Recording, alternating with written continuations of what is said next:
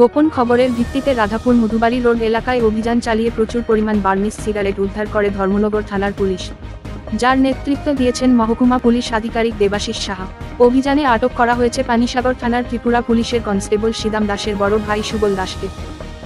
সন্ধ্যা অনুমানিক 6টা সাড়ে 6টা নাগাদ আমাদের কাছে একটা সিক্রেট ইনফরমেশন আসে যে রাধাপুরে মধু লিঙ্ক রোড একটা পরিত্যক্ত বাড়িতে বেশ কিছু বেআইনি সিগারেট এবং সুপারি, যেটা ভারতবর্ষের তৈরি না, বিদেশে তৈরি, এরকম বেশ কিছু পরিমাণের সিগারেট এবং সুপারি স্টোর করা আছে। সেই সংবাদের ভিত্তিতে ধর্মনগর থানার স্টাফ সহ আমরা সবাই এখানে আসি এবং হিউজ পরিমাণে বিপুল পরিমাণে আমরা সিগারেট, যেটা ভারতে তৈরি নয় বিদেশে তৈরি সিগারেট আমরা উদ্ধার করেছি।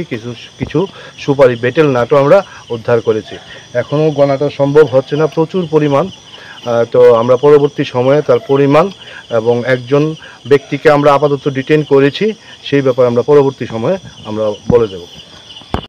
প্রত্যেক বাড়ি তো আমরা এখন তদন্ত করে দেখছি বাড়িটা কার, কিন্তু এই বাড়ির মধ্যে আমরা একজন ব্যক্তিকে, সুবল দাস নামে একজন ব্যক্তিকে আমরা আটক করেছি, যে প্রাথমিক পর্যায়ে সে স্বীকার করেছে এই জিনিসপত্র মালিক সেই।